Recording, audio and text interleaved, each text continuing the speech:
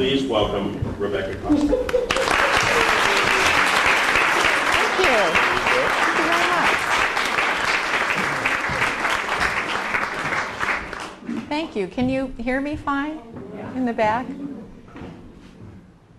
This is going to be a lot of fun because I've never given this speech before. I'm touring the country, and you know how that goes. You give the same speech over and over again. But a speech about the differences between men and women leaders, that's challenging.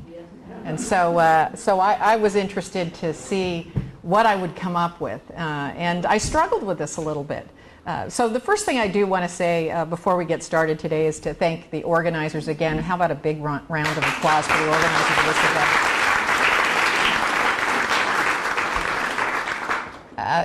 And it wasn't so easy for Larry. He had to twist my arm about 4 times, you know. But now that I'm here and I've enjoyed seeing this magnificent buffet, he won't have to twist my arm again.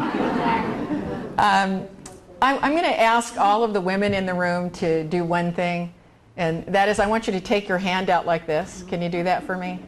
And I want you to give yourselves a big pat on the back. Good job. Good job. Who else is going to pat us on the back? We have to do it for ourselves. So there you go. Today we're here to celebrate women.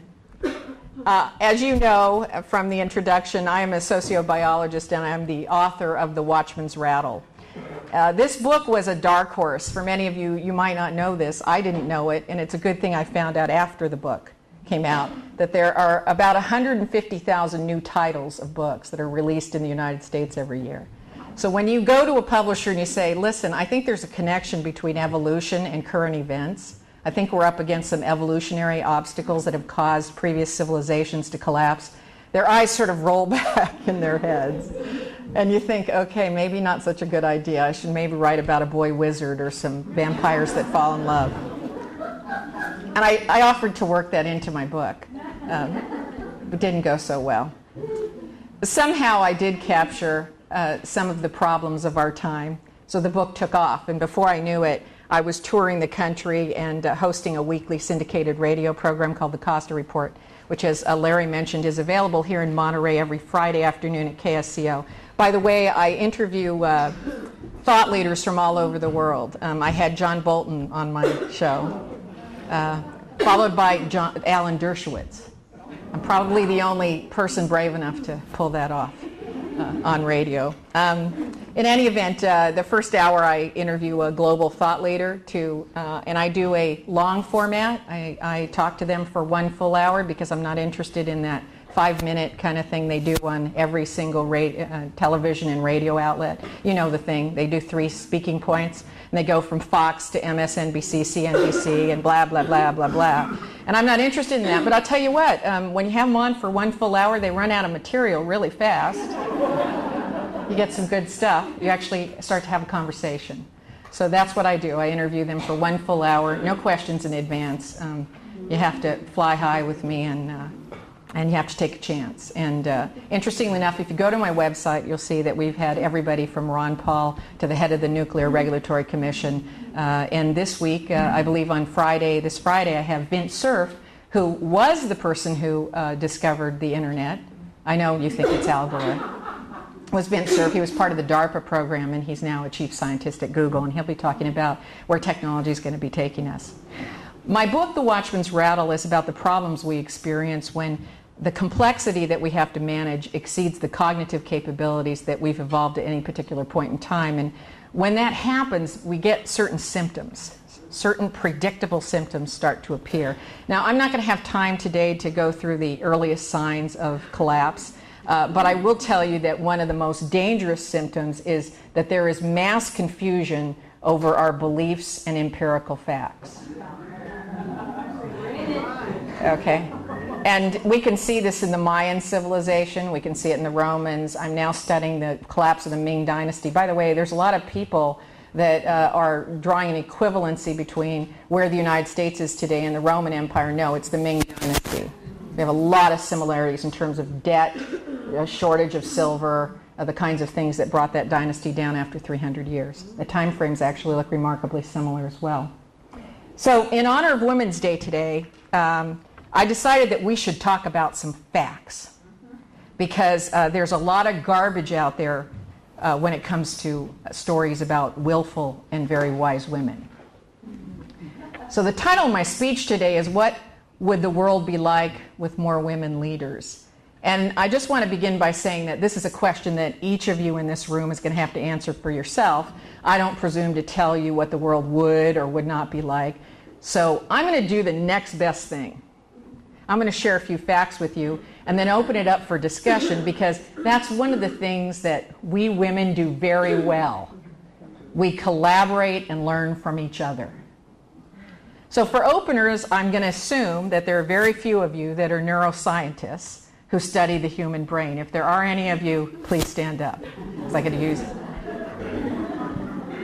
So you might not know how very differently the male and female brains look and also function. And when you stop and think about it, this is the first time in human history, I mean, think about it, through all the ages, we have not been able to see what goes on underneath the skull. It's only recently we've been able to put a skull cap on and administer all kinds of really bizarre experiments and thoughts to you, and watch what your brain did as it scrambled around to try to solve problems or explain situations. And so this has allowed us to actually look at how male and female brains process information, solve problems, and look at things, and how they respond to a wide variety of stimulus. So the first thing I'm going to start with is the size of the human brain. Okay, now before you get upset, the male brain is about 10% larger than the female brain. Okay, this is an empirical fact. Remember, we're talking about facts. But I don't want you to let anybody tell you that that has anything to do with intelligence, because if size mattered, then sperm whales would rule the world. Their brains weigh about 7 pounds, and the average human brain is about 3 pounds. So, you know, since sperm whales aren't running the world, we now know size has nothing to do with it. So if it's not overall size, then it's what the brain is made up of and how it's programmed to operate. And here's where things get really interesting. Men have 6.5 times more gray matter than women. And gray matter are thinking neurons in the brain. But women have 10 times more white matter. And those are the connective neurons in the brain. Okay, 6 times more gray versus 10 times more connective neurons. So when it comes to connecting dots to solve a problem, women generally have the upper hand. And I don't know about you, but I think we could use a few more out-of-the-box thinking leaders these days, rather than the partisan ninnies who keep fueling gridlock for us.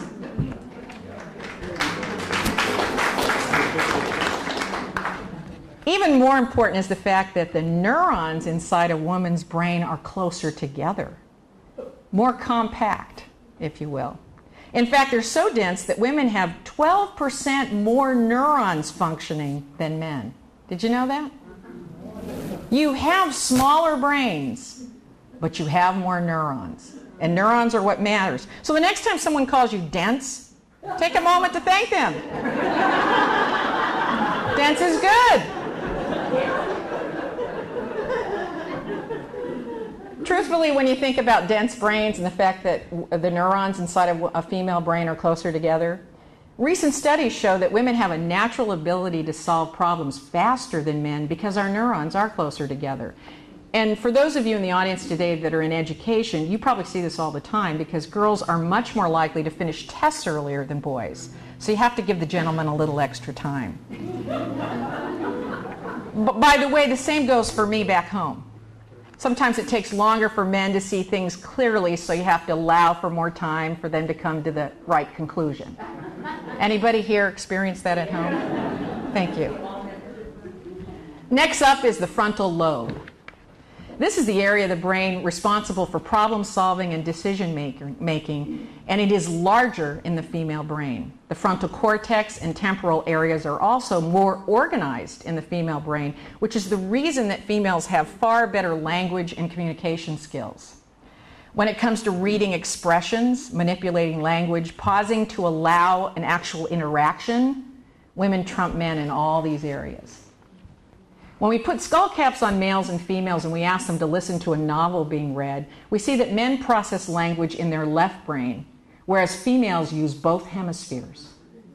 So when it comes to brain injuries, which affect speech and language, females tend to recover faster and better because they use all of their brain instead of just one side. Sometimes you hear people saying, you're being one-sided. No, I think not. It's the males that are one-sided. I have empirical proof.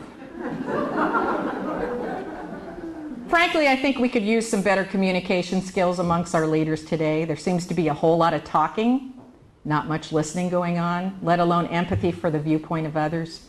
Maybe you agree with me, maybe you don't. I mentioned a little bit about our ability to interpret facial expressions and gestures. We've not only discovered that women are faster and more accurate at reading emotions, they're also better at controlling them. I know some of you have heard the opposite. Have you in this room? Yeah. But from a scientific point of view, that's not true. The University of Pennsylvania conducted some bulletproof studies which demonstrated that the areas of the brain which control aggression and anger, the limbic cortex, is larger in women. And I think we can all agree a little less aggression and anger in our leaders wouldn't be such a bad thing. In fact, it might allow us to get past the infighting that's paralyzed us for years and maybe get on with the business of solving a few problems here and there. And when it comes to problem solving, women have a great asset that men do not, a much larger bridge between the right and left hemisphere of the brain. This fibrous connection is called the corpus callosum, and it plays a big role in allowing the left and right sides of the brain to speak to each other and work together.